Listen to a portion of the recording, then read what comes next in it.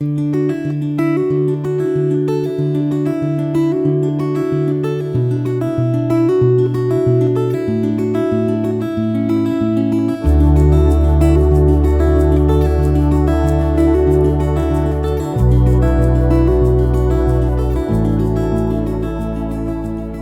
reading begins in Genesis, chapter 46, starting in verse 1. Israel traveled with all that he had, and came to Beersheba, and offered sacrifices to the God of his father Isaac. God spoke to Israel in the visions of the night, and said, Jacob, Jacob. He said, Here I am. He said, I am God, the God of your father. Don't be afraid to go down into Egypt, for there I will make of you a great nation. I will go down with you into Egypt. I will also surely bring you up again. Joseph's hand will close your eyes. Jacob rose up from Beersheba, and the sons of Israel carried Jacob, their father, their little ones, and their wives, in the wagons which Pharaoh had sent to carry him. They took their livestock and their goods which they had gotten in the land of Canaan, and came into Egypt, Jacob and all his offspring with him, his sons and his sons' sons with him, his daughters and his sons' daughters, and he brought all his offspring with him into Egypt. These are the names of the children of Israel who came into Egypt, Jacob and his sons: Reuben, Jacob's firstborn; the sons of Reuben, Hanok, Palu, Hezron, and Carmi; the sons of Simeon, Jemuel, Jamin, Ohad, Jachin, Zoar, and Shaul, the son of a Canaanite woman; the sons of Levi, Gershon, Kohath, and Merari; the sons of Judah, Onan, Shelah, Perez, and Zerah, but and Onan died in the land of Canaan. The sons of Perez were Hezron and Hamul. The sons of Issachar, Tola, Puvah, Iob, and Shimron. The sons of Zebulun, Sered, Elon, and Jaleel. These are the sons of Leah, whom she bore to Jacob in Paddan Aram, with his daughter Dinah. All the souls of his sons and his daughters were 33. The sons of Gad, Ziphion, Haggi, Shuni, Hezbon, Eri, Arodi, and Areli. The sons of Asher, Imnah, Ishva, Ishvi, Beriah, and Sarah their sister. The sons of Beriah, Heber, and Malchiel. These are the sons of Zilpah, whom Laban gave to Leah, his daughter, and these she bore to Jacob, even 16 souls. The sons of Rachel, Jacob's wife, Joseph and Benjamin. To Joseph in the land of Egypt were born Manasseh and Ephraim, whom Asenath, the daughter of Potipharah, priest of On, bore to him. The sons of Benjamin, Bela, Becher, Ashbel, Gera, Naaman, Ehi, Rosh, Mupim, Hupim, and Ard. These are the sons of Rachel, who were born to Jacob. All the souls were 14. The son of Dan, Hushim. The sons of Naphtali, Jaziel, Guni, Jazer, and Shillem. These are the sons of Bilhah, whom Laban gave to Rachel, his daughter, and these she bore to Jacob. All the souls were 7. All the souls who came with Jacob into Egypt, who were his direct offspring, in addition to Jacob's sons' wives, all the souls were 66. The sons of Joseph, who were born to him in Egypt, were 2 souls. All the souls of the house of Jacob, who came into Egypt, were 70. Jacob sent Judah before him to Joseph, to show the way before him to Goshen, and they came into the land of Goshen. Joseph prepared his chariot, and went up to meet Israel his father in Goshen. He presented himself to him, and fell on his neck, and wept on his neck a good while. Israel said to Joseph, Now let me die, since I have seen your face, that you are still alive. Joseph said to his brothers, and to his father's house, I will go up and speak with Pharaoh, and will tell him, My brothers and my father's house, who were in the land of Canaan, have come to me. These men are shepherds, for they have been keepers of livestock, and they have brought their flocks and their herds, and all that they have. It will happen when Pharaoh summons you, and will say, What is your occupation? That you shall say, Your servants have been keepers of livestock from our youth, even until now, both we and our fathers, that you may dwell in the land of Goshen, for every shepherd is an abomination to the Egyptians. Then Joseph went in and told Pharaoh, and said, My father and my brothers, with their flocks, their herds, and all that they own, have come out of the land of Canaan, and behold, they are in the land of Goshen. From amongst his brothers he took 5 men, and presented them to Pharaoh. Pharaoh said to his brothers, What is your occupation? They said to Pharaoh, Your servants are shepherds, both we and our fathers. They also said to Pharaoh, "We have come to live as foreigners in the land, for there is no pasture for your servants' flocks, for the famine is severe in the land of Canaan. Now therefore, please let your servants dwell in the land of Goshen." Pharaoh spoke to Joseph, saying, "Your father and your brothers have come to you. The land of Egypt is before you. Make your father and your brothers dwell in the best of the land. Let them dwell in the land of Goshen. If you know any able man amongst them, then put them in charge of my livestock." Joseph brought in Jacob, his father, and set him before Pharaoh, and Jacob blessed Pharaoh. Pharaoh said to Jacob, "How old are you?" Jacob said to Pharaoh, "The years of my pilgrimage are 130 years. The days of the years of my life have been few and evil. They have not attained to the days of the years of the life of my fathers in the days of their pilgrimage." Jacob blessed Pharaoh and went out from the presence of Pharaoh. Joseph placed his father and his brothers and gave them a possession in the land of Egypt, in the best of the land, in the land of Ramses, as Pharaoh had commanded. Joseph provided his father, his brothers, and all of his father's household with bread, according to the sizes of their families. There was no bread in all the land, for the famine was very severe, so that the land of Egypt and the land of Canaan fainted by reason of the famine. Joseph gathered up all the money that was found in the land of Egypt and in the land of Canaan for the grain which they bought, and Joseph brought the money into Pharaoh's house. When the money was all spent in the land of Egypt and in the land of Canaan, all the Egyptians came to Joseph and said, "Give us bread, for why should we die in your presence? For our money fails." Joseph said, "Give me your livestock, and I will give you food for your livestock, if your money is gone."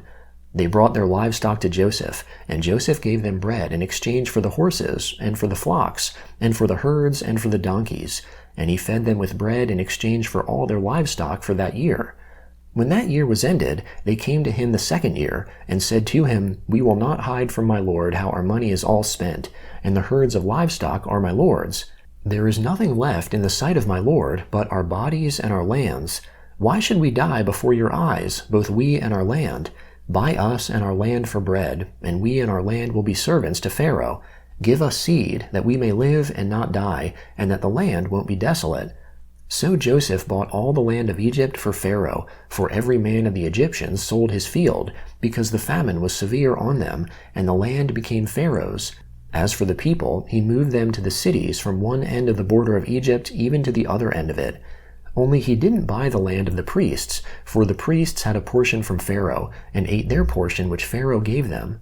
That is why they didn't sell their land.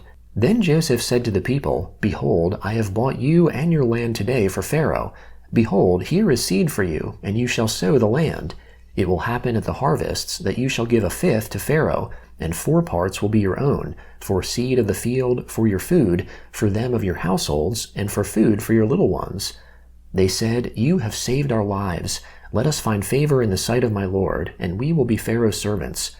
Joseph made it a statute concerning the land of Egypt to this day, that Pharaoh should have the fifth.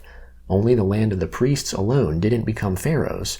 Israel lived in the land of Egypt, in the land of Goshen, and they got themselves possessions therein, and were fruitful, and multiplied exceedingly. Jacob lived in the land of Egypt 17 years. So the days of Jacob, the years of his life, were 147 years. The time came near that Israel must die, and he called his son Joseph, and said to him, "If now I have found favor in your sight, please put your hand under my thigh, and deal kindly and truly with me. Please don't bury me in Egypt, but when I sleep with my fathers, you shall carry me out of Egypt, and bury me in their burying place." Joseph said, "I will do as you have said."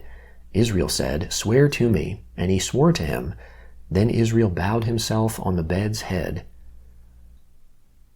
The Gospel of Matthew, chapter 15, beginning in verse 1.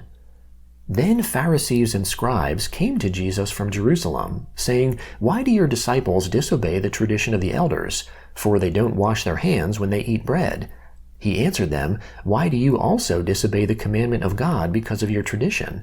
For God commanded, 'Honor your father and your mother,' and 'He who speaks evil of father or mother, let him be put to death.' But you say, 'Whoever may tell his father or his mother, whatever help you might otherwise have gotten from me is a gift devoted to God, he shall not honor his father or mother.' You have made the commandment of God void because of your tradition. "You hypocrites! Well did Isaiah prophesy of you, saying, These people draw near to me with their mouth, and honor me with their lips, but their heart is far from me. And they worship me in vain, teaching as doctrine rules made by men." He summoned the multitude, and said to them, "Hear and understand. That which enters into the mouth doesn't defile the man, but that which proceeds out of the mouth, this defiles the man." Then the disciples came and said to him, "Do you know that the Pharisees were offended when they heard this saying?" But he answered, "Every plant which my heavenly Father didn't plant will be uprooted. Leave them alone. They are blind guides of the blind. If the blind guide the blind, both will fall into a pit." Peter answered him, "Explain the parable to us." So Jesus said, "Do you also still not understand? Don't you understand that whatever goes into the mouth passes into the belly, and then out of the body? But the things which proceed out of the mouth come out of the heart, and they defile the man. For out of the heart come evil thoughts, murders, adulteries, sexual sins, thefts, false testimony, and blasphemies. These are the things which defile the man, but to eat with unwashed hands doesn't defile the man." Jesus went out from there and withdrew into the region of Tyre and Sidon. Behold, a Canaanite woman came out from those borders and cried, saying, "Have mercy on me, Lord, you son of David. My daughter is severely possessed by a demon." But he answered her not a word. His disciples came and begged him, saying, "Send her away, for she cries after us." But he answered, "I wasn't sent to anyone but the lost sheep of the house of Israel." But she came and worshipped him, saying, "Lord, help me." But he answered, "It is not appropriate to take the children's bread and throw it to the dogs." But she said, "Yes, Lord, but even the dogs eat the crumbs which fall from their master's table." Then Jesus answered her, "Woman, great is your faith. Be it done to you even as you desire." And her daughter was healed from that hour. Psalm 19, beginning in verse 1. The heavens declare the glory of God. The expanse shows his handiwork. Day after day they pour out speech, and night after night they display knowledge. There is no speech nor language where their voice is not heard. Their voice has gone out through all the earth, their words to the end of the world. In them he has set a tent for the sun, which is as a bridegroom coming out of his room, like a strong man rejoicing to run his course. His going out is from the end of the heavens, his circuit to its ends. There is nothing hidden from its heat. The Lord's law is perfect, restoring the soul. The Lord's covenant is sure, making wise the simple. The Lord's precepts are right, rejoicing the heart. The Lord's commandment is pure, enlightening the eyes. The fear of the Lord is clean, enduring forever. The Lord's ordinances are true and righteous altogether. They are more to be desired than gold, yes, than much fine gold, sweeter also than honey, and the extract of the honeycomb. Moreover, your servant is warned by them. In keeping them there is great reward. Who can discern his errors? Forgive me from hidden errors. Keep back your servant also from presumptuous sins. Let them not have dominion over me. Then I will be upright. I will be blameless and innocent of great transgression. Let the words of my mouth and the meditation of my heart be acceptable in your sight, Lord, my rock and my redeemer. Proverbs chapter 4, beginning in verse 14. Don't enter into the path of the wicked. Don't walk in the way of evil men. Avoid it and don't pass by it. Turn from it and pass on. For they don't sleep unless they do evil. Their sleep is taken away unless they make someone fall. For they eat the bread of wickedness and drink the wine of violence. But the path of the righteous is like the dawning light that shines more and more until the perfect day. The way of the wicked is like darkness. They don't know what they stumble over.